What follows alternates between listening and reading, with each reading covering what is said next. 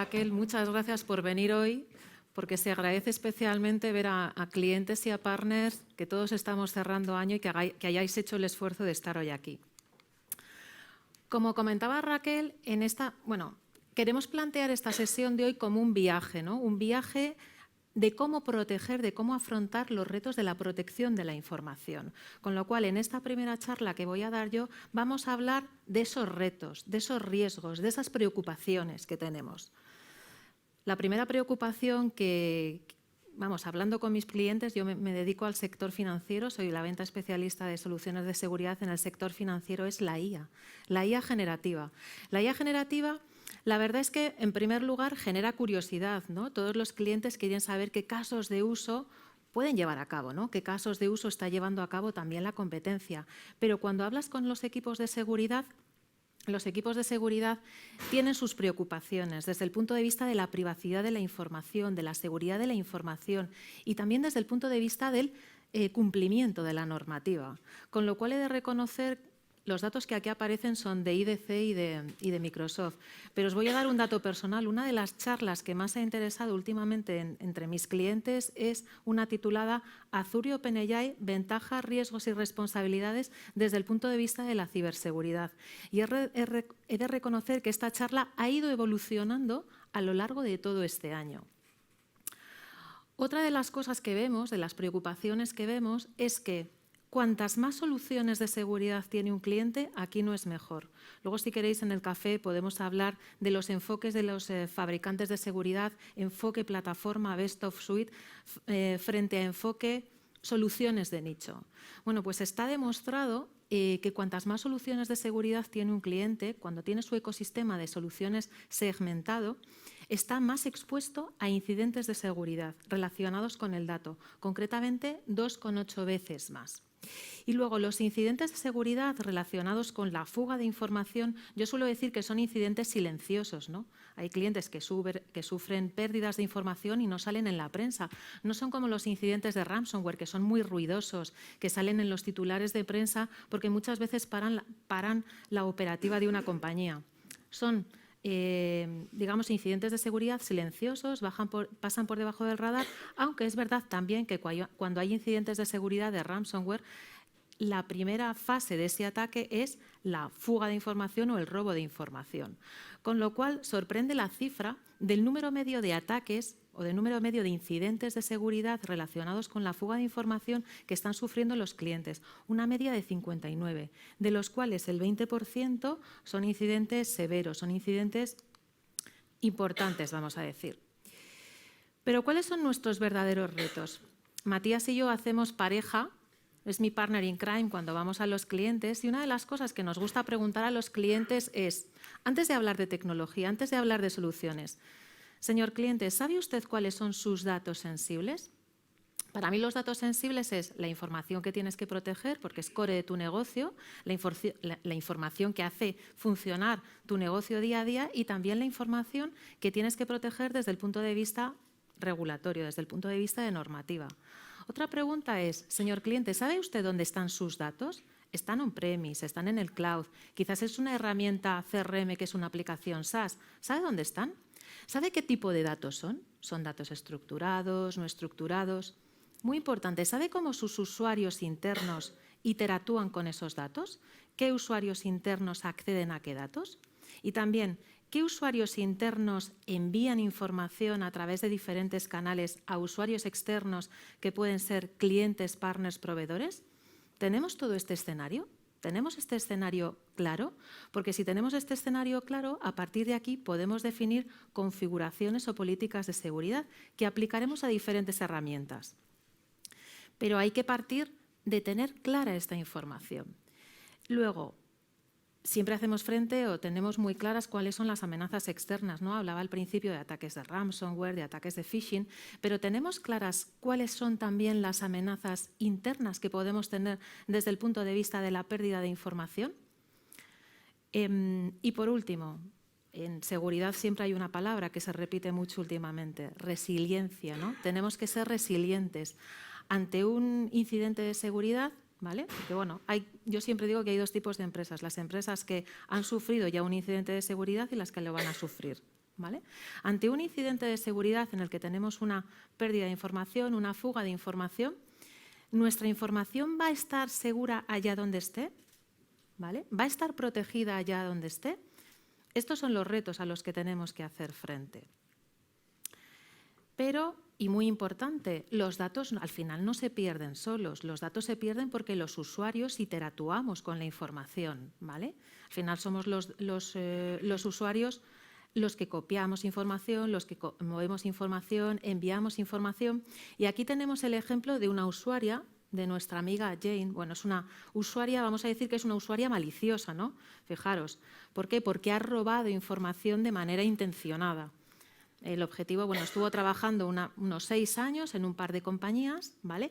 Y estuvo robando información porque quería, bueno, información sensible de las compañías en las que trabajó, porque quería crear su propia empresa. Entonces, los usuarios, bueno, en primer lugar estuvo poco a poco exfiltrando información y lo primero que se detecta es que esas dos compañías no tenían identificada cuál era su información sensible. Lo segundo es, en una de las compañías, bueno, pues tenía una solución de DLP que bloqueaba la copia de información a un USB. Pero cuando bloqueamos algo o no permitimos algo a los usuarios, y aquí me incluyo, nos ponemos creativos. Y si no puedo copiar información a un dispositivo, pues a un USB o un disco duro externo, me envío la información a mi correo personal, copio la información a un Dropbox personal. ¿Qué es lo que hace la usuaria Jane? ¿Vale? La usuaria Jane en esa compañía, el DLP le impide copiar la información a un disco duro externo, la sube a una nube, a un Dropbox personal. Concretamente, en la segunda empresa, se baja esa información a un disco duro externo. Al final, de las dos compañías es despedida y lo que se hace es analizar el contenido de su dispositivo, de su disco duro, y bueno, pues acaba siendo acusada de espionaje y de robo de información, con el consiguiente impacto económico para las empresas a las que había trabajado. Es decir, esta es una amenaza interna a aquellos usuarios maliciosos que quieren robar o que roban de manera intencionada. Ahora bien, tenemos para mí otros dos tipos de amenazas internas. Los usuarios que tienen la cuenta comprometida y no son conscientes de ello. Usuaria Nuria, ¿vale?, que recibe un mail con un enlace, que hago doble clic en ese enlace y pues es un ataque de phishing. No hago un doble clic en un fichero adjunto y es un ataque de phishing. Resultado, mi cuenta es comprometida y yo no lo sé. Si alguien tiene acceso, si alguien consigue mis credenciales de Office 365, no simplemente van a tener acceso a mi correo o no simplemente van a tener acceso a mi calendario o a mi agenda, van a tener acceso también a mi OneDrive con toda mi información. Usuaria que tiene una cuenta comprometida, un tipo de insider risk. Y luego tenemos, en el slide aparece como usuario negligente. A mí no me gusta llamarles usuarios negligentes, me gusta llamarles usuarios, vamos a decir, no suficientemente concienciados, ¿vale? Usuarios que están sobrecompartiendo información de manera pública sin ser consciente de ellos. Porque quizás tengo que compartir un documento con un compañero o con un cliente, con un partner, un proveedor externo, y al final, ¿qué hago? ¿Qué es lo cómodo? Botón derecho, compartir. Y estoy compartiendo esa información al amplio y vasto mundo de Internet. Con lo cual, en honor a la verdad, tenemos tres tipos de amenazas internas. Los usuarios maliciosos que roban información de manera intencionada, los usuarios que tienen la cuenta comprometida y no son conscientes de ellos, y los usuarios, permitidme llamarles, no suficientemente concienciados.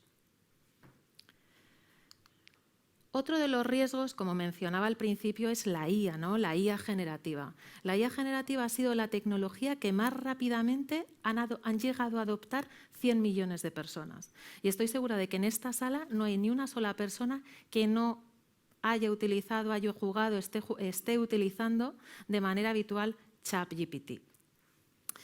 ¿Qué pasa? Cuando fue la explosión de ChatGPT, con muchos de nuestros clientes, con muchos de nuestros CISOs, la discusión o el debate era: ¿permitimos ChatGPT o bloqueamos ChatGPT? Hubo algún CISO que me dijo: mira, la URL ha sido categorizada por mi proxy en una categoría que por defecto teníamos bloqueada, con lo cual se ha bloqueado por defecto. Pero yo soy de la opinión de que si a un usuario le bloqueas, lo va a utilizar de otra manera, con lo cual yo creo que hay que permitir y educar. Pero es verdad que hubo un debate de las compañías se preguntaban, oye, ¿dónde acaba mi información? ¿Mi información va a ser utilizada para entrenar algún otro modelo? ¿Mi información dónde va a ser almacenada físicamente? ¿En Europa, en Estados Unidos? ¿Vale? Porque también hay que tener en cuenta una cosa. OpenAI y Microsoft, y eso que hemos tenido algún culebrón en las últimas semanas, son empresas distintas, que ponen a disposición de los usuarios servicios y soluciones distintos. ChatGPT lo pone, digamos, al amplio y vasto mundo de Internet, a los consumidores, cuando Microsoft con Azure y OpenAI pone un servicio, digamos, enterprise. Un servicio enterprise que precisamente va a evitar algunas de las pérdidas de datos o algunos de los riesgos desde el punto de vista de compliance, ¿no? La verdad es que en el slide aparece la empresa Contoso, pero os voy a contar un caso real, que fue el caso de Ferrovial. Y digo el caso de Ferrovial porque hubo una nota de prensa pública. Dijo, yo no quiero prohibir el uso de la IA a mis empleados. Es más, yo quiero dar el superpoder de la IA a mis empleados para hacerles más productivos. Ahora bien, quiero proteger mi información, quiero evitar la fuga de información y quiero cumplir, por supuesto, toda la parte de compliance. ¿Cómo lo hizo? Creando un ChatGPT Enterprise, un ChatGPT empresarial con Azure y OpenAI, de tal forma que controlaba dónde subían los usuarios la información, dónde la información se almacenaba en Europa desde el punto de vista del tema regulatorio y desde luego en Azure y OpenAI nosotros garantizamos que la información no se utilice para entrenar absolutamente ningún modelo. La información del cliente es su información. ¿Vale?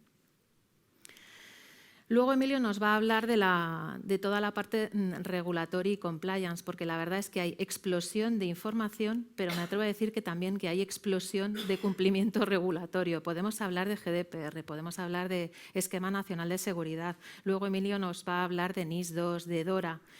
Y este fin de semana, bueno, este puente, en prensa ha salido la regulación de la Unión Europea en todo el tema relacionado con la IA, la AI Act o IA Act, ¿vale? De hecho, permitidme hacer aquí un matiz. Bueno, la IA Act lo que hace es clasificar los sistemas de inteligencia artificial por niveles de riesgo, ¿vale?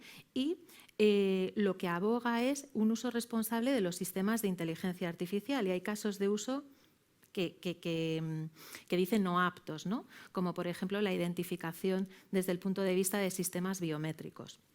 A mí me llamó la atención escuchando el telediario, porque esto fue escuchando el telediario, que esta regulación aboga por la transparencia y aboga por la eliminación de los sesgos de la IA, ¿no? Se ha hablado mucho que la IA tiene sesgos desde el punto de vista de género, de raza, de religión y precisamente esta regulación aboga por eliminar los sesgos, aboga por la transparencia.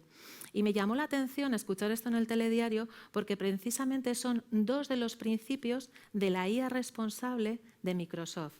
Microsoft lleva recorriendo, parece que hemos descubierto ahora la IA con ChatGPT, ¿no? Yo creo que vivimos en el momento de la democratización de la IA, pero Microsoft lleva un viaje de la IA desde el año 2016.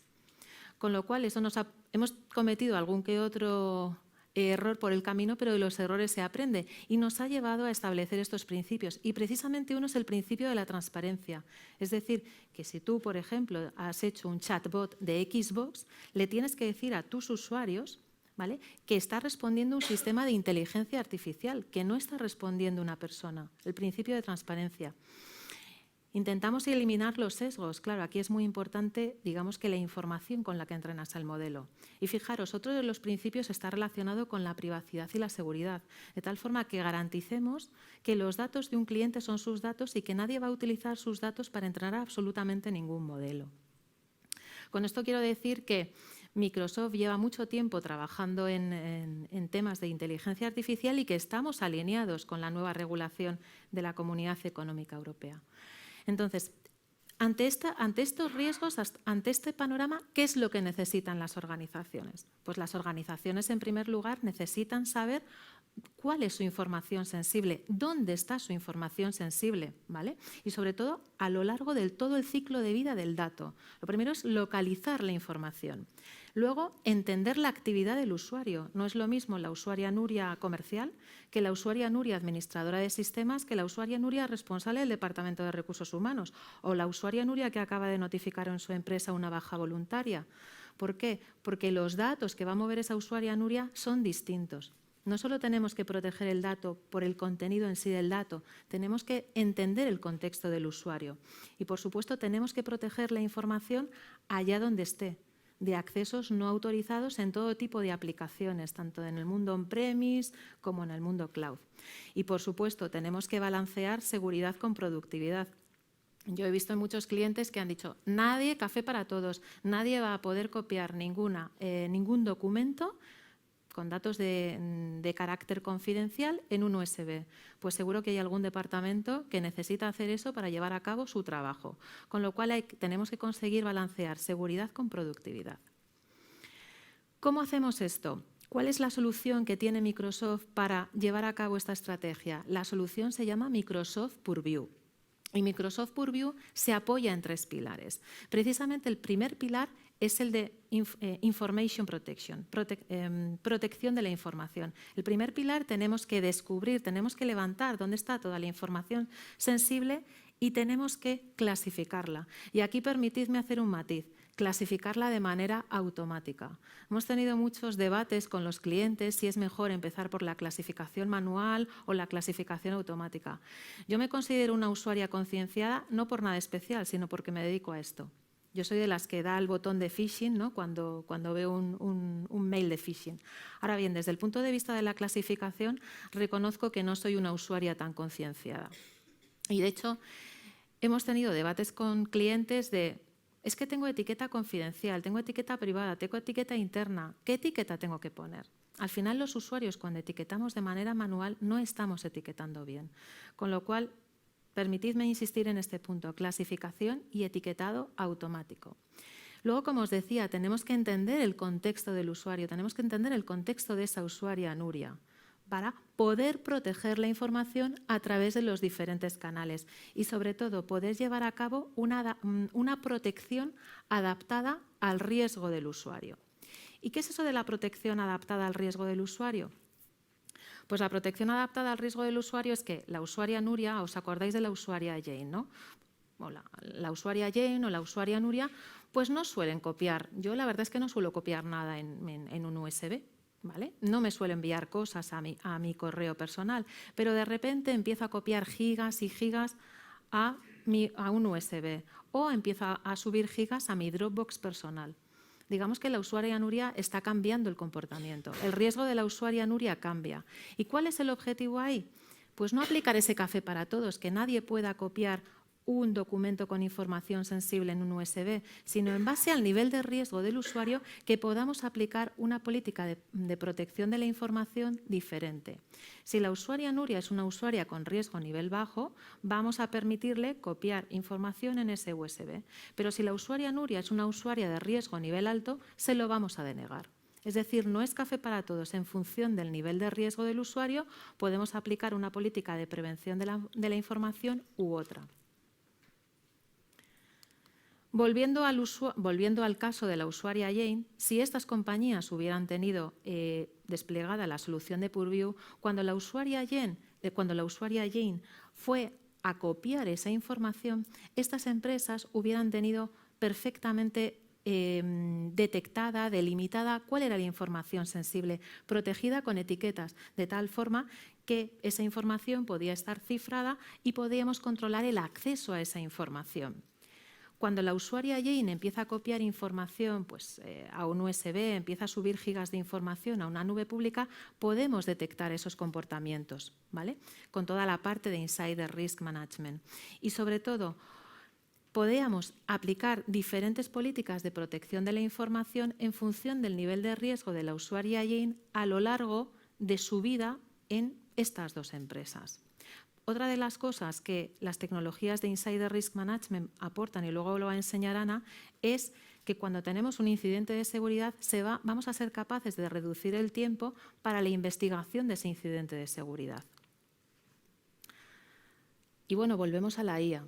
Antes estábamos hablando de la IA desde el punto de vista de Azure OpenAI, ¿vale? Pero lo que está haciendo Microsoft también es utilizar el poder de la IA, el superpoder de la IA, para vitaminar nuestros productos, ¿vale? E incluso sacar una nueva gama de productos, que son los famosos copilot o los copilotos, que quizás bueno, algunos de vosotros aquí ya seáis usuarios de ello, de los Copilot. Yo he tenido la suerte, yo soy una rookie ahora mismo del M365 Copilot, que es el que estamos viendo en pantalla, ¿vale? El M365 Copilot es el Copilot adaptado al puesto de trabajo, ¿vale? Es el que me va a ayudar con tareas desde el punto de vista de PowerPoint, desde el punto de vista de Teams, de Excel. Y, por ejemplo, en el slide lo que se puede ver es que yo le digo a Copilot que, utilizando este documento de Word, créame una presentación corta. Le puedes decir incluso de una serie de slides y el M365 Copilot te la crea. Tenemos más Copilot y, de hecho, el Copilot que a mí me enamora es el Security Copilot y, de hecho, luego Emilio os va a explicar las funcionalidades de Security Copilot desde el punto de vista de la protección de la información. Pero bueno, volvemos al M365 Copilot. Os digo, el M365 Copilot, como dice además Matías, mola. Y sobre todo, por ejemplo, si eres usuaria de Teams y vas de call en call y entras tarde a una reunión, mola más porque le puedes decir, oye, hazme un resumen de lo que se ha hablado hasta ahora, para no entrar como un elefante en una cacharrería. Ahora bien, desde el punto de vista de la seguridad, tiene sus riesgos, o tiene sus retos, mejor dicho. Por supuesto, lo que os decía, aplican los principios de privacidad. Toda la información de un cliente es la información de ese cliente y nadie va a utilizar esa información para entrenar absolutamente ningún modelo. Por supuesto, los principios de IA responsable aplican a M365 Copilot. Por supuesto, la información en M365 Copilot, si el cliente está en España, reside en un data center en la Comunidad Económica Europea. O sea, somos compliance desde el punto de vista de la regulación. Ahora bien, desde el punto de vista de la seguridad, yo lo que os digo es que nadie va a utilizar los datos de un cliente para acceder a la información de ese cliente. Pero Security Copilot lo que te va a dar es acceso a la información, a tu información, ¿vale? Lo que Microsoft o el M365 Copilot no va a hacer es no dar acceso a un usuario a un documento al que no tenga acceso. Esto es importante. Ahora bien, y aquí le voy a pasar la pelota a Matías, porque no le quiero hacer spoiler de sus presentaciones. ¿Estáis seguros de que vuestros usuarios acceden a la información a la que tienen que acceder? ¿Sí y solo sí acceden a la información a la que deben de acceder? Pues en función de la pregunta, vamos a necesitar poner, si la respuesta es no o maybe, vamos a necesitar poner en marcha o desplegar los consejos de seguridad y desplegar Microsoft Purview como nos va a indicar Matías, porque tenemos que estar preparados para poder utilizar el superpoder de la IA, el superpoder del M365 Copilot.